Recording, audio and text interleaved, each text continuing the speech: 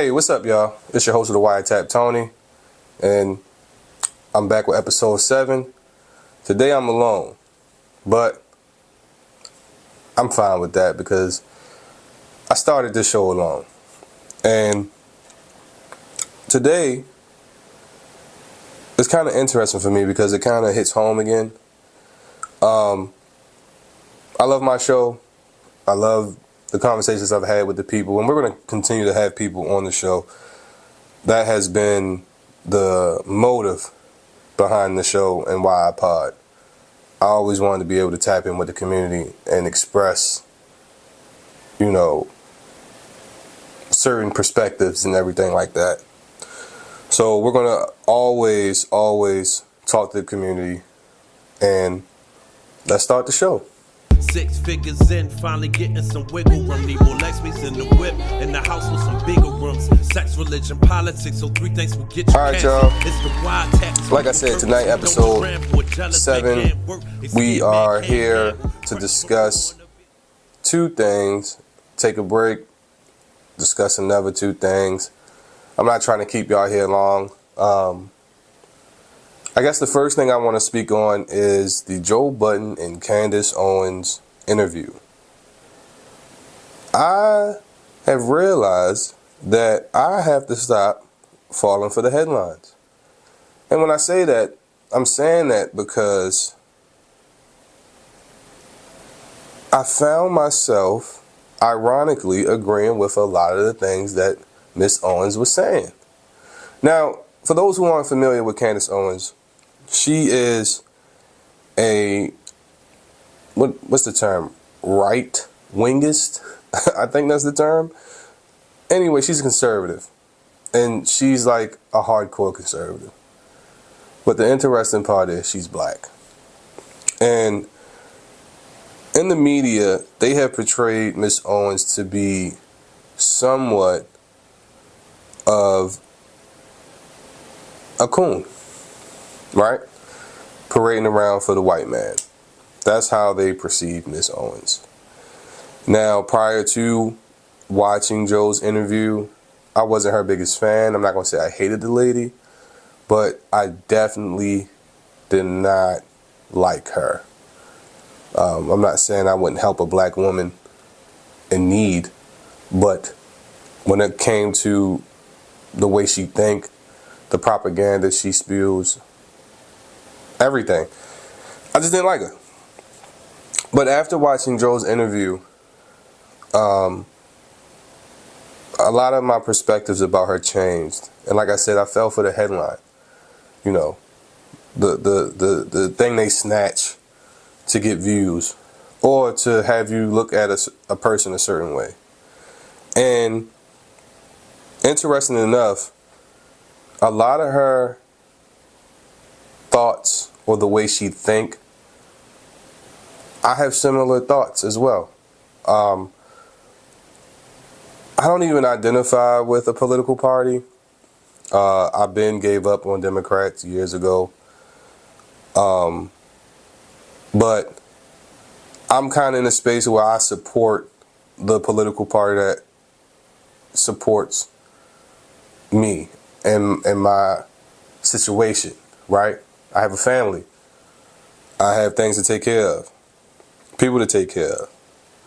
So certain policies and certain things that either side, presents and can make happen, I'm a support if it's going to help me long term with my family. Now, I think the biggest misconception is that people believe that because you're black, you automatically identify as a liberal. Now, I'm not going to hold you. I was one of those people, right? Growing up, I thought black people had to vote for, Democrats.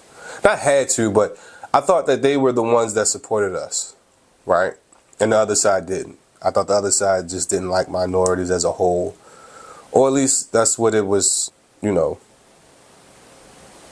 shown. That's how it was shown to me, at least. That's what I'm trying to say.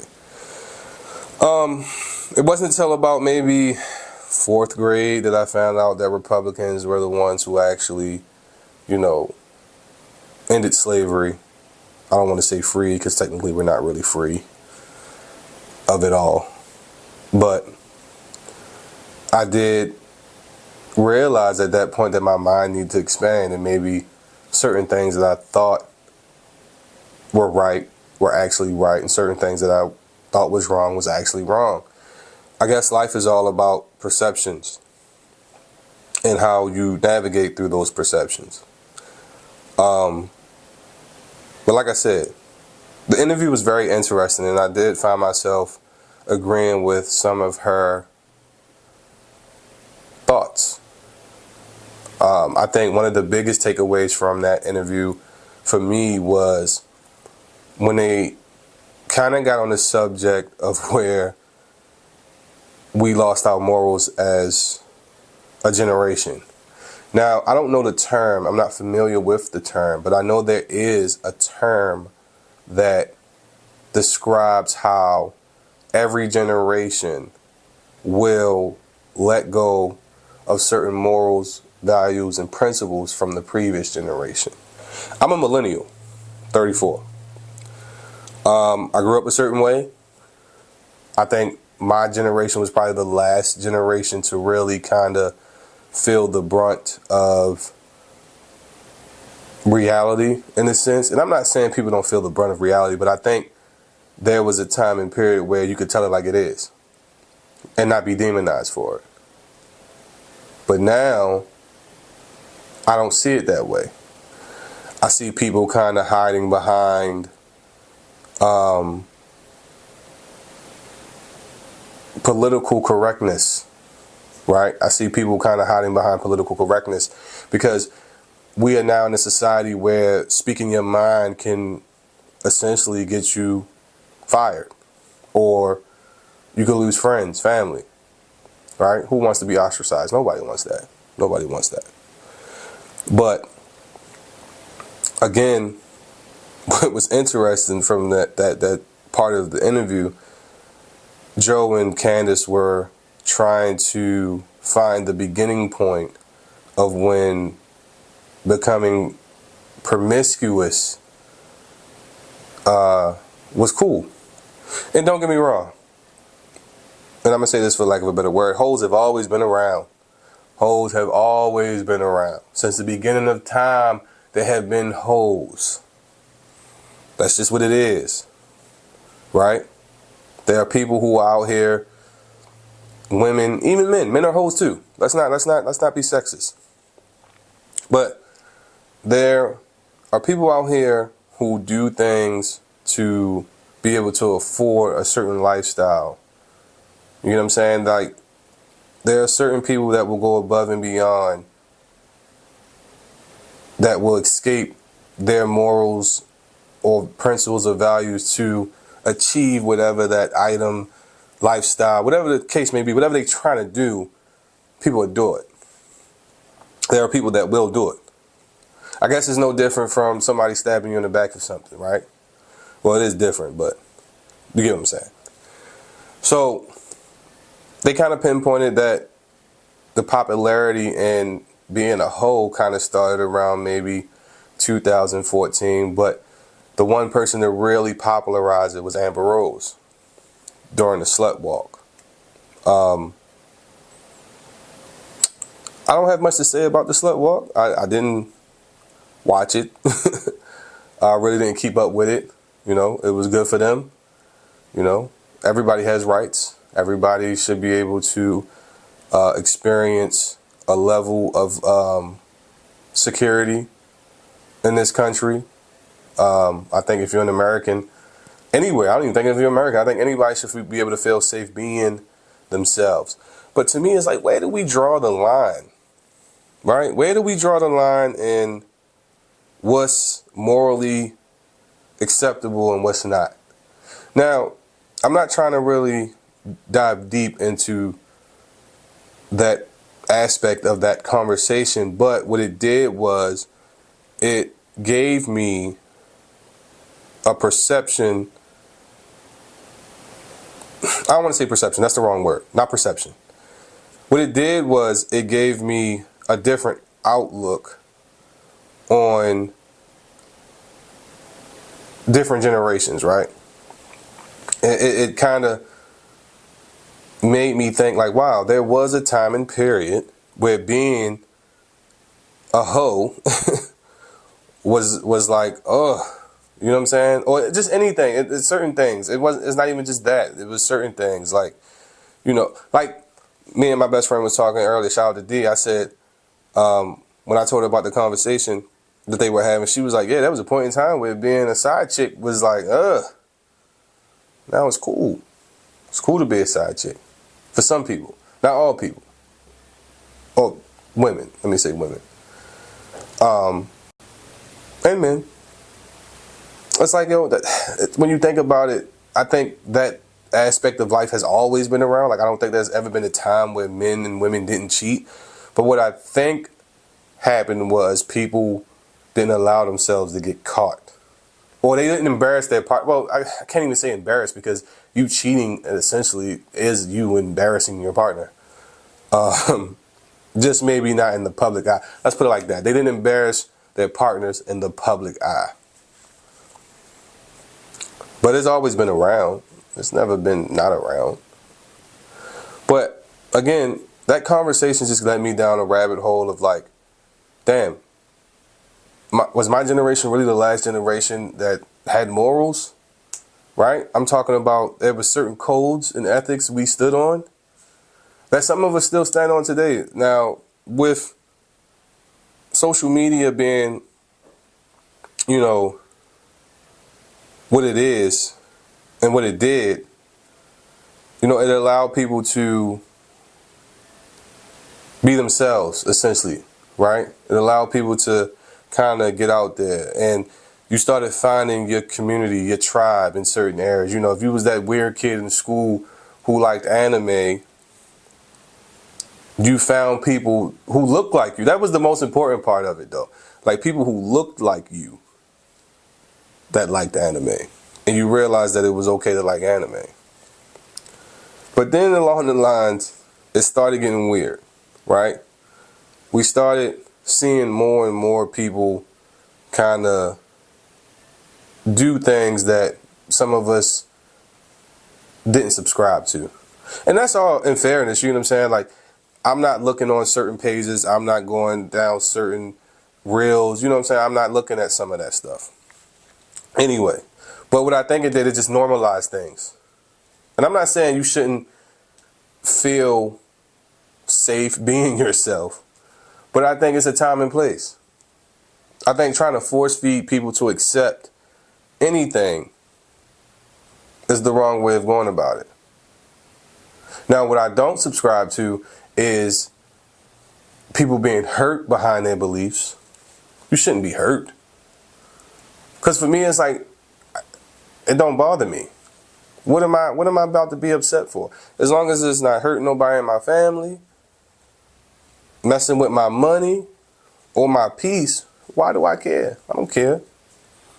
You can be, think, do whatever you want to be. And I can be, and I'm allowed to disagree. I'm allowed to disagree with that. I'm perfectly allowed to disagree with that. But I think we've been so politically correct now that we are allowing certain things to just take place. I mean, I guess you can also say people don't care as much, right? I think once we kind of found out that people really don't care, we kind of stopped doing certain things. But I can't not care, you know, because whatever situation I'm dealing with it. And I got to deal with it. Like the whole snitching thing, right? There was a time and period where that you wasn't supposed to do that. But now people do it all the time. But again, there has never been a time or place in life where snitching wasn't a thing. I mean, you could see it as far as, I don't know, like, if you watch Game of Thrones, you saw it in Game of Thrones. Like, there was a lot of backstabbing, a lot of, like, so it's always been around. It's always, because essentially that's what snitching is. That's like a backstab, right? So it's like it's always been a thing. But now it's almost like, There's no morals no more. Because the ironic thing about snitching is when people choose to get themselves involved in things, because a civilian can't snitch. So that's a myth. As a civilian, you can't snitch. I'm a civilian. But, and I'll tell people, don't do nothing crazy around me. Don't do nothing crazy around me. Or I just won't even put myself in that position, because I don't even want to be in that position at all, to have to decide on what I'm going to do.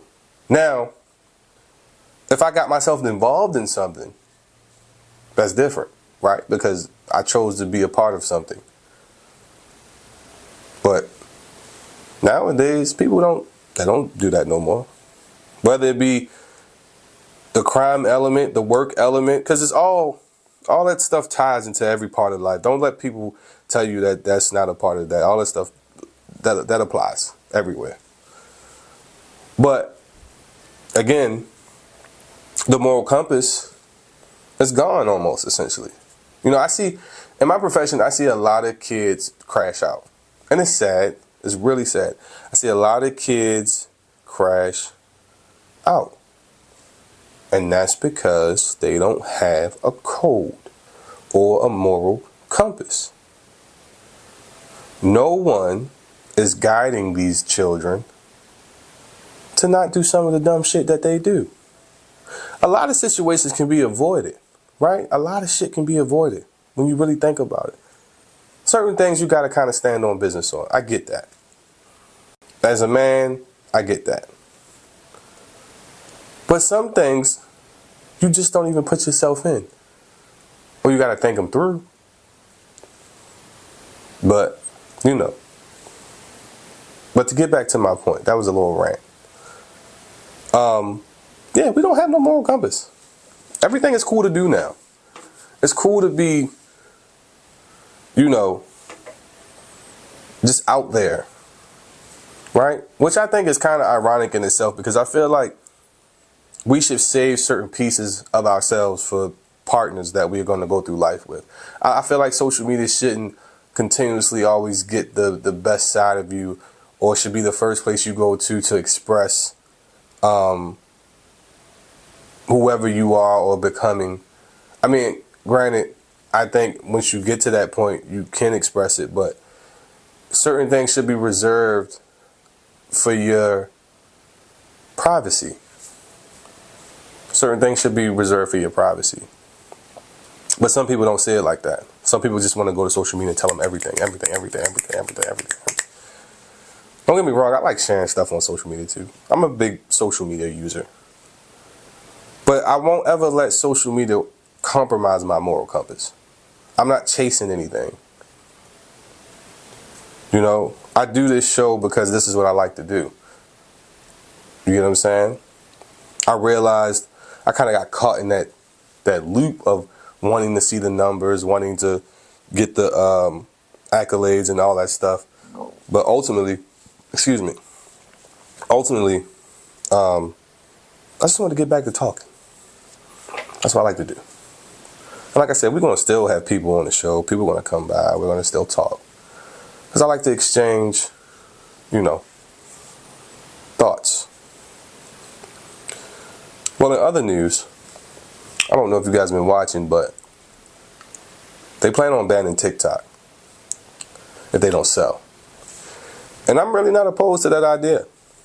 When TikTok first came out, I was definitely apprehensive on using TikTok, because the biggest thing with them was that it was a Chinese-based app. The app wasn't American. Now, granted, I know what you're going to say. Well, Tony, all the apps use our information and algorithm and all of that, and whatever you're going to say. I know you're going to say that.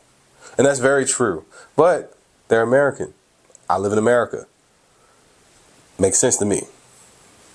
But what doesn't make sense is, why would a Chinese app need our information and our information to study our algorithms in order to push whatever they need to push? Because that's what your algorithm essentially does. Once you start researching or seeing certain things on your timeline consistently, it's usually because your algorithm has studied your engagement with it, right? They have a certain amount of seconds that they kind of, put in their information bank, and they kind of use that to predict certain things that you're going to do. And 9 times out of 10, they're right. And you know how I know they're right? Because have you ever thought about something and then seen it on your timeline? That's how I know they're right. It's got to be right. Damn near 99% of the time. Like the moment I wanted to get into podcasting, what I start seeing? Podcast. Just the whole thing. Podcast every day. Start researching cameras.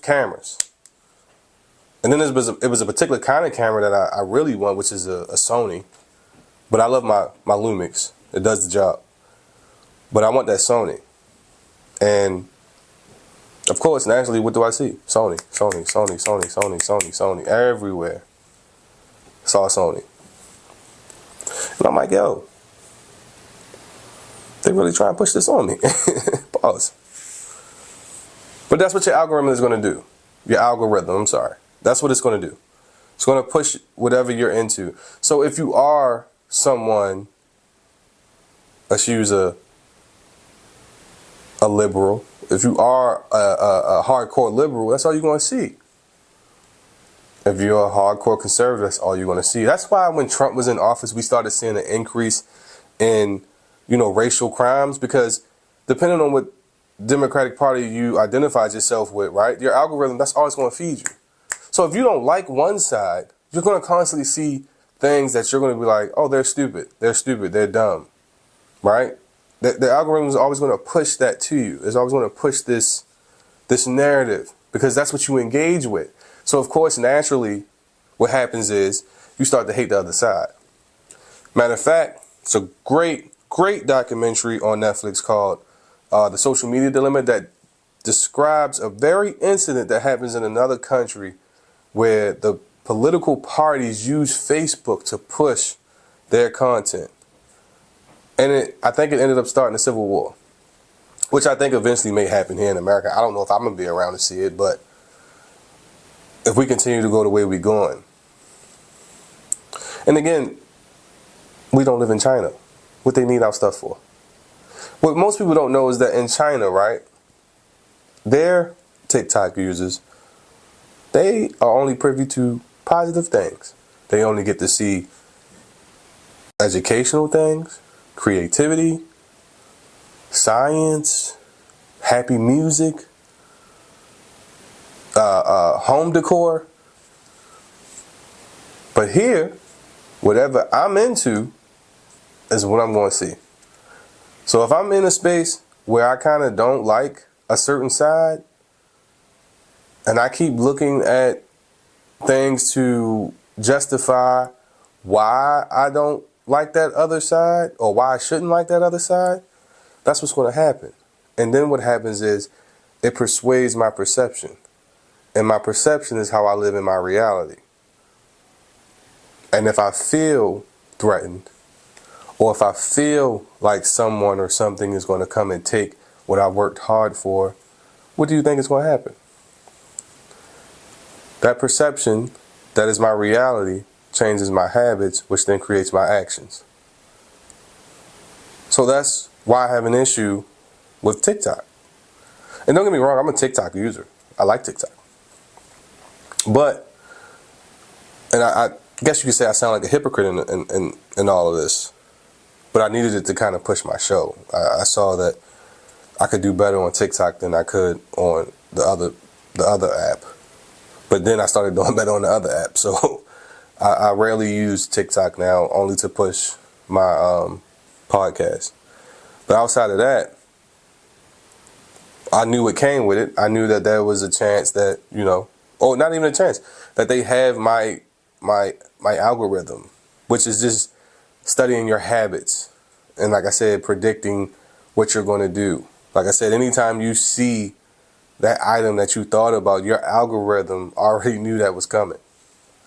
Your algorithm took a bet and said, on this particular day at this particular time, such and such is going to be thinking about this particular item. Boom, let's put an ad. Boom. That's what it did.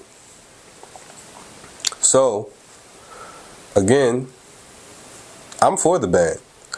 I really believe we need a break from the internet, honestly. And I know that's kind of contradicting because I use the internet to push my content, but at the same time, I think what has happened over the years is that we've kind of got lost in it. You know, just today I seen an AI robot, you know, cooking for this guy. They was just showing you how the robot could take commands. And I'm just like, damn, we're really trying to escape human connection for convenience. Right? Like today I had to tell my son. He said something. He's like, yeah, Daddy, is that real? And I'm like, Adrian, no, it's not real. Because the kids today see social media and they perceive everything. You ever remember back in the day, if you was a Nickelodeon watcher, you remember what was that show? Fairly Odd Parents. And remember Timmy's character always used to say, "Oh, I got it from the internet," and his parents would just believe him. That's like the kids now. Like the kids now, that's how they think. You get what I'm saying? Maybe not necessarily the teenagers, but I don't know. I don't have a teenage kid, but I know that right now at my son's age, anytime he comes across certain things, and I limit his internet usage, but you know, he's into YouTube, so I let him watch certain things on YouTube, but he believes that some of the things that he sees is real, and I have to explain to him, like, no, this is entertainment. This is not real. Don't take this for value. Don't let this, sway your mind into believing this is what you got to do or got to be in order to have certain things. Because that's the dangerous part of social media to me. But yeah, I'm for the ban. So what we're going to do is we're going to take a quick break, come right back, and finish the show up. I'll be right back.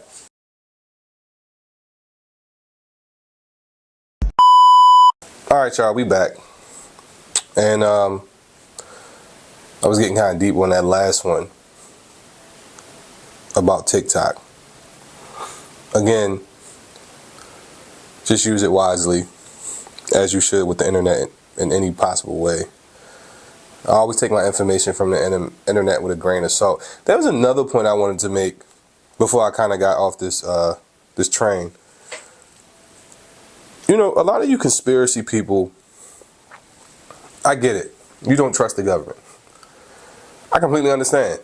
You know, I think within the last few years, our government has given us valid reasons why we should question what they do.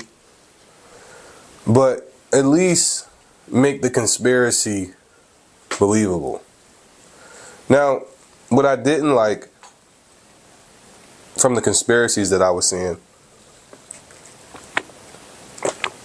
was this idea that they wanted to ban TikTok because it was being too informative. Now, what I'll say is that social media has increased the speed in which we get our information. But as always, you kind of have to take information with a grain of salt, because what you could be reading could be true or it could be a perspective.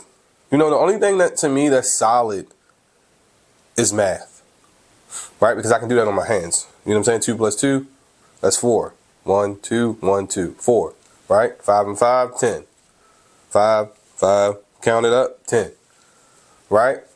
But when it comes to literature, I think you really have to sit back and ask yourself, what is fact and what is personal bias? I think that's how you need to kind of go with the internet, right? Because a lot of things can be misconstrued on the internet. And I've seen it happen 1,000 times. Like, we've seen people be accused of things who later are exonerated from all of their accusations. Matter of fact, most recently, can't think of the young man's name, but he used to do like the angry reactions or something. You know, he went through a situation being accused of domestic violence. That's another weird thing I've noticed. Like, kids don't like saying certain words. They kept saying DV, or like that thing that happens when, you know, you put your hands on somebody. It's like domestic violence, bro. Just say domestic violence. I don't know why you're trying to, and I don't know if that's, maybe I'm being old in that. Maybe they do it because they might get flagged for saying certain things. Because nowadays, you know, social media flag anything. Like right now, I'm locked out of my Instagram on my main phone, and I have to use my side phone to just get on my Instagram, which is really blowing me because I gotta use my hotspot on my phone to access Instagram. But that's neither here nor there. What I don't like about the conspiracy of TikTok being taken away simply because they don't want us to learn, that's absurd. That is really absurd. Like I said, maybe the speed in which you learn has increased, but information has always been out there. You know, somebody was saying that, you know, a lot of people started businesses and started this off of TikTok, and that's true. Granted, that exposure. You know, that's why I use social media, for exposure. That's very valid. But the information to do things has always been out there. It's always been out there. You just have to go research it. Like, prime example, I give you a stock I missed out on. I'm really just starting to get into stocks and shit. Like, I got a couple things through Robinhood that are doing okay. It's not like I'm not a millionaire yet, per se. But I wanted to get into it because I was a big fan of, I don't know if anyone is familiar with Boiler Room, you know, The Wolf of Wall Street, which came out later, but I'm talking about earlier, you know, Wall Street. I used to like those movies growing up. So essentially that's what kind of piqued my interest in potentially learning how to invest and having stocks and all that shit. But the research for me at the time, you know, I was, 18, 19, living life, you know, it seemed harder to learn than it was to just be able to go out there and get, which is probably done on purpose. But again, the information is there. You just got to work for it, which I didn't do. But the funny part is, I remember Bitcoin. I remember seeing it. Not knowing what it was, of course. Didn't know what it was. I remember seeing a post that said if you would have bought $4 of Bitcoin back then, you would definitely be like a millionaire by now, which is crazy. $4. Because I think around the time it was like 10 cents. So you got to think $4, that would have been a lot of shares. I don't know how much, but yeah, that's neither here nor there. But again, that information was privy to me. It was there. I got lazy. I didn't want to do the work. Granted, if I would have had a TikTok or Instagram back then, the information might have came a little easier for me to learn. But to simply say that TikTok is being banned because they don't want you to learn is crazy. Because if that was the case, they would get rid of all the other apps. Facebook, Instagram, I don't know if people still use Snapchat, Reddit. You know, if you saw the documentary about GameStop and what happened with that, and I had some in GameStop, that's crazy, but I cashed out on it way too early.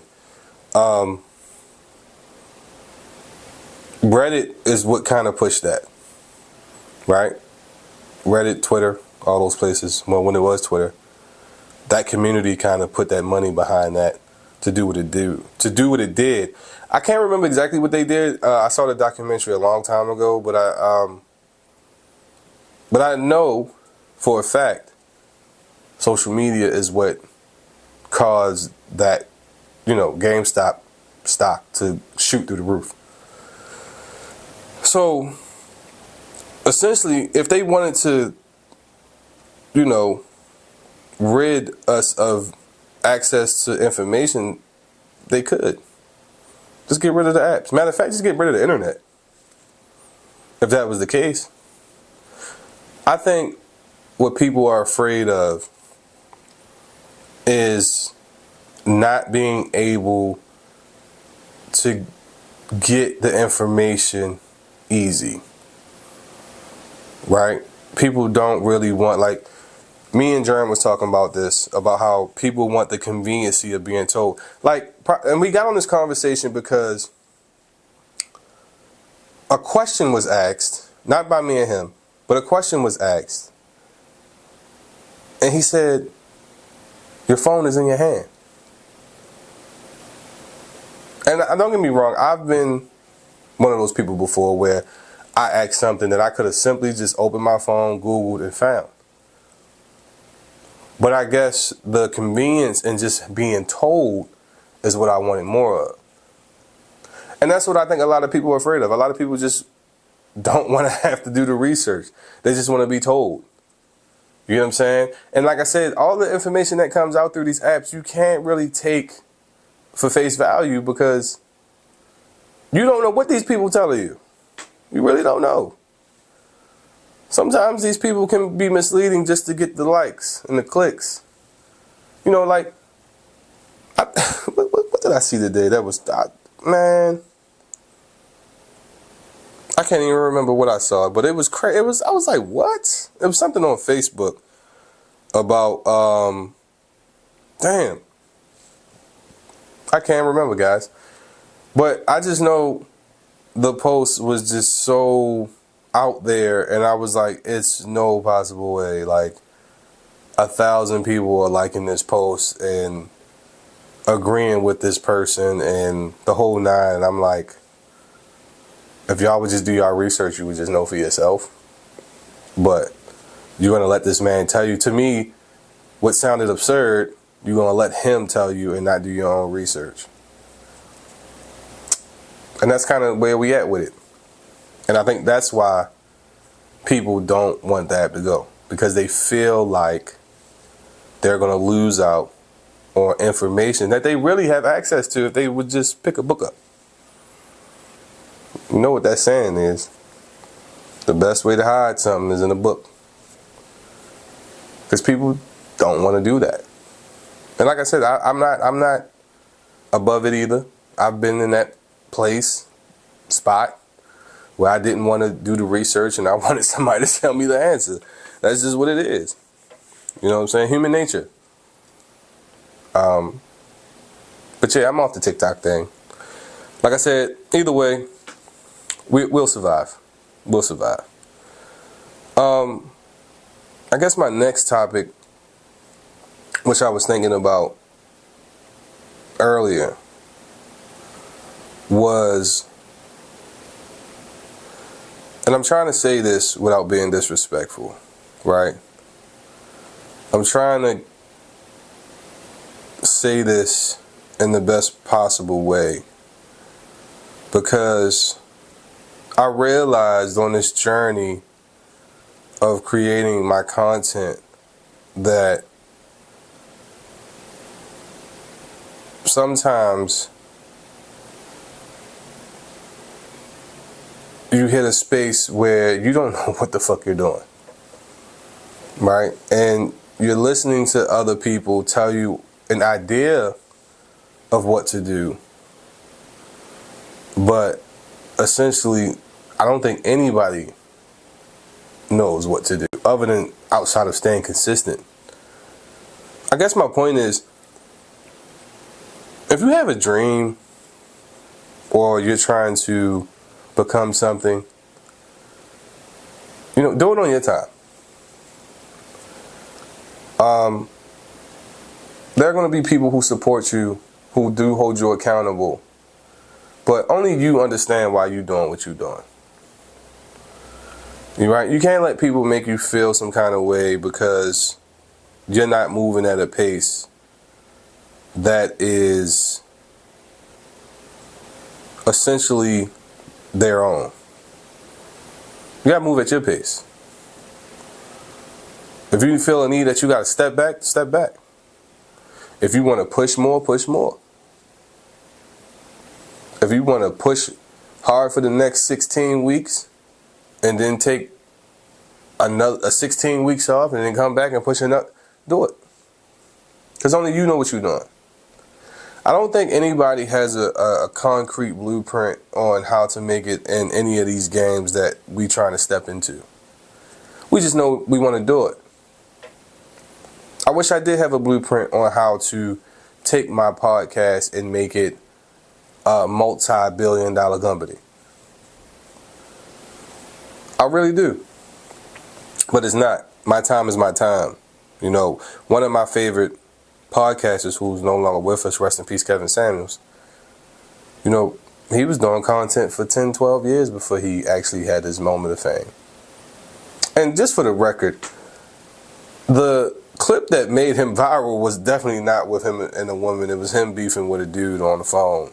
That was the clip that actually got him on.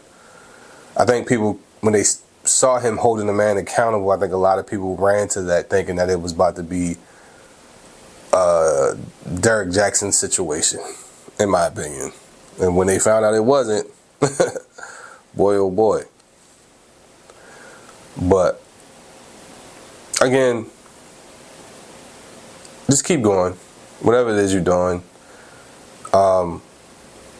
Don't let yourself, others, doubts, time, all that stuff, don't let it get in between you and your dream. Whenever you're supposed to get to where you get to, you're going to get there. Because what's for you is for you. And I'm starting to understand that now. I think I kind of got caught up again in trying to chase numbers and be somewhere faster because I wasn't happy somewhere else. And it don't go like that. It just don't. Because again, if we all had the blueprint in making it, I guarantee you a lot of us will be doing what we really want to do. But even in that, you don't even know if you really want to do it when you get there. Right now, this is fun. This is all fun. I put money behind this. I edit everything. I've sat down and put my time into this. Right now, I'm past my bedtime. I still got to get up at 3:30 because I hit the gym. But all in all, it's fun. Now, when the money come, because the money gonna come. The money's definitely coming. Will it still be the same? I'm gonna leave y'all off with that. Thank y'all for tapping in, and we'll be back next week.